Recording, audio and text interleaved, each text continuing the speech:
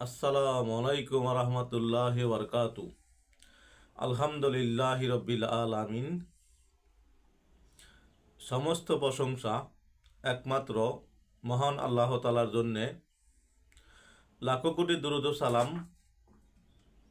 শ্রেষ্ঠ নবী, আখিরি নবী, নূরে মুজাসসাম, সাফায়াতকারী রসুল আকরাম সাল্লাল্লাহু আলাইহি সাল্লামের উপর। সম্মানিত বিওয়াস, সম্মানিত দিনী ভাই বোনেরা, আশা করি মহান আল্লাহ তাআলার অশেষ রহমতে সকলে ভালো আছেন। তাই আসুন মহান আল্লাহ তাআলার দরবারে শুকরিয়া তান সকলে একবার বলি আলহামদুলিল্লাহ। আমি আরও শুকরিয়া জানাই মহান মালিকের দরবারে, যে মালিক আমাকে সুস্থ রেখেছেন এবং দয়া করে মায়া করে মুসলমান পিতামাতার ঘরে শ্রেষ্ঠ নবীর উম্মত করে এ দুনিয়াতে পাঠিয়েছেন। আলহামদুলিল্লাহ। কেন শুকরিয়া করব না? আর কেন শুকরিয়া করব? মহান আল্লাহ তাআলা বলেন, যদি কেউ আমার নেয়ামত খাইয়া শুকরিয়া করে আমি তাকে নেয়ামত বাড়িয়ে দেই, আর যে শুকরিয়া করে না তার নেয়ামত কমিয়ে দেই।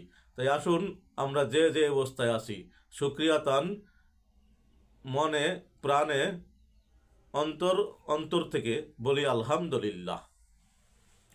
সম্মানিত ভিউয়ার্স, আপনারা দেখছেন রেহান টিভি 98 ইউটিউব চ্যানেল। যারা নতুন দেখছেন অনুগ্রহ করে এটি সাবস্ক্রাইব, শেয়ার ও লাইক করে পাশে থাকার জন্য অনুরোধ জানাচ্ছি। সম্মানিত ভিউয়ার্স, ভালো কিছু শেয়ার করলে নেকি হতে পারে, খারাপ কিছু শেয়ার করলে গুনাহ হতে পারে। তাই আসুন আমরা ভালো কিছু বেশি বেশি শেয়ার করি। সম্মানিত ভিউয়ার্স, আমি গুনাহগার, পিতামাতার দোয়ায় আল্লাহ তাআলার অশেষ রহমতে কোরআন হাদিস থেকে কিছু কথা বলার চেষ্টা করি। মহান আল্লাহ তাআলার অশেষ রহমত কামনা করছি। সম্মানিত ভিউয়ার্স, পবিত্র মাস চলতেছে শাবান মাস। শাবানের পরেই রমজান মাস। রমজান মাসের অতি ফজিলত।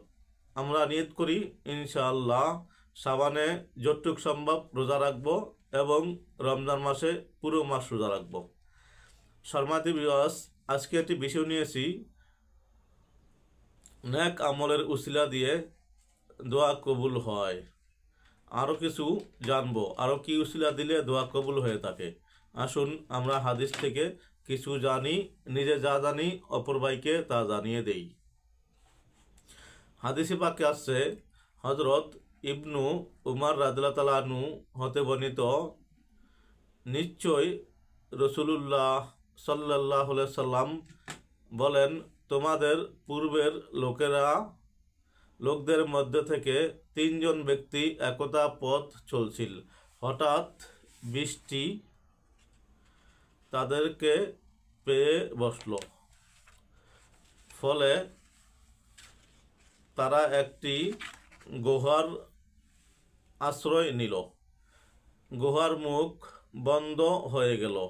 তখন একজন অপরজনকে বলল, নিশ্চয় আল্লাহর কসম, হে লোকেরা, কেবলমাত্র সত্যই তোমাদেরকে মুক্তি দিবে।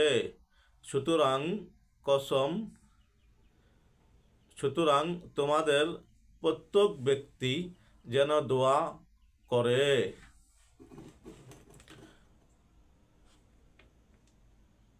উহার উসিলা দিয়া যা সে জানে যে ওই ব্যাপারে সে সত্য বলেছে। অতঃপর তাদের একজন বলল, হে আল্লাহ, আপনি অবশ্যই জানেন যে আমার একজন কর্মচারী ছিল, যে এক ফারাক 3 সা পরিমাণ দারযোগ্য পাত্র দানের বিনিময়ে কাজ করত। অতঃপর সে উহা রেখে চলে গেল। আমি ওই ফারাক গ্রহণ করলাম, তারপর তা চাষ করলাম। ফলে উহা থেকে আমি একটি গরু কিনলাম, আর সে ব্যক্তি এসে তার পারিশ্রমিক চাইল। অতঃপর আমি তাকে বললাম, তুমি ওই গরুর কাছে যাও এবং তা হাঁকিয়ে নিয়ে যাও। সে বলল, তোমার কাছে আমার মাত্র এক ফারাক দান ছিল। অতঃপর আমি তাকে বললাম, তুমি ওই গরুর কাছে যাও, কেননা উহা ওই ফারাক থেকেই হয়েছে। ফলে সে উহা নিয়ে গেল। সুতরাং যদি আপনি জানেন যে আমি উহা আপনার ভয়ে করেছি, তাহলে আপনি আমাদের বিপদ দূর করুন। তখন তাদের থেকে পাথরটি কিছুটা সরে গেল। তারপর অন্য একজন বলল, হে আল্লাহ, আপনি অবশ্যই জানেন যে আমার দুজন বৃদ্ধ মা বাবা ছিল। আমি তাদের কাছে প্রতি রাতে আমার ছাগলের দুধ নিয়ে আসতাম। কোনো এক রাতে তাদের কাছে আসতে বিলম্ব করে ফেললাম। এসে দেখি তারা ঘুমিয়ে গেছে। আমার পরিবার পরিজন ক্ষুধায় আর্তনাদ করছে। আমার মা বাবা পান করার আগে আমি তাদেরকে দুধ পান করাতাম না। আমি তাদেরকে জাগাতে অপছন্দ করলাম, আর তারা উহা পান করা থেকে বিরত থাকবে এমন তো অবস্থা তাদেরকে ছেড়ে দিতে অপছন্দ করলাম। আমি অপেক্ষা করতে লাগলাম, এমনকি ফজর উদয় হলো। সুতরাং যদি আপনি জানেন যে আমি উহা আপনার ভয়ে করেছি, তাহলে আপনি আমাদের বিপদ দূর করুন। তখন তাদের থেকে পাথর সরে গেল, এমনকি তারা আকাশ দেখতে পেল। অতঃপর অন্যজন বলল, হে আল্লাহ, নিশ্চয় আপনি জানেন যে আমার একজন চাচাতো বোন ছিল, যে আমার খুবই পছন্দের মানুষ ছিল। আমি তাকে অন্যায় কাজের ব্যাপারে ফুসলিয়েছিলাম, কিন্তু 100 দিনার পরিশোধ করা ব্যতীত সে উহা স্বীকার করল। সুতরাং আমি উহা উপার্জনের চেষ্টা করলাম, এমনকি সে ব্যাপারে আমি সক্ষম হলাম। তারপর আমি তার কাছে উহা নিয়ে আসলাম এবং তাকে বুঝিয়ে দিলাম। তখন সে আমাকে অন্যায় কাজে সুযোগ করে দিল। যখন আমি তার দুপায়ের মাঝখানে বসলাম, তখন সে বলল, তুমি আল্লাহকে ভয় করো, তুমি অন্যায়ভাবে মোহর খুলিও না। তখন আমি দাঁড়ালাম এবং 100 দিনার ছেড়ে আসলাম। সুতরাং যদি আপনি জানেন যে উহা আপনার ভয়ে করেছি, তাহলে আপনি আমাদের বিপদ দূর করুন। তখন আল্লাহ তাআলা তাদের থেকে বিপদ দূর করে দিলেন। ফলে তারা গুহা থেকে বের হয়ে গেল। সহিহ বুখারী শরীফ। সম্মানিত দিনী ভাই বোনেরা, সম্মানিত ভিউয়ার্স, যে ঘটনাটি শুনলাম অতি হৃদয় বিদারক এবং যুক্তিপূর্ণ। এই ঘটনা দ্বারা আমরা নেক কাজের উসিলা দিয়ে দোয়া করলে ইনশাআল্লাহ মহান আল্লাহ তাআলা আমাদের দোয়া ফেরত দেবেন না।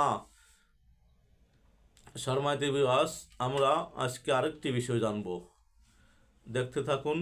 ভালো কাজে সময় দিলে অপচয় হবে না। প্রতিটা সময়ের মূল্যায়ন মহান আল্লাহ তাআলা আমাদেরকে দেবেন।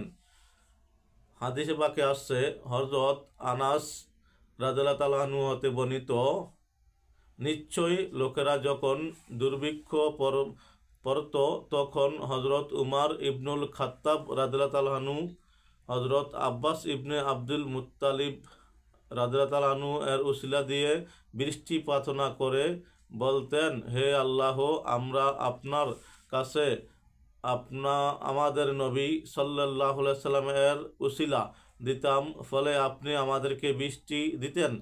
আর এখন আমরা আপনার কাছে আমাদের নবীর চাচার উসিলা দিচ্ছি, সুতরাং আপনি আমাদেরকে বৃষ্টি দান করুন।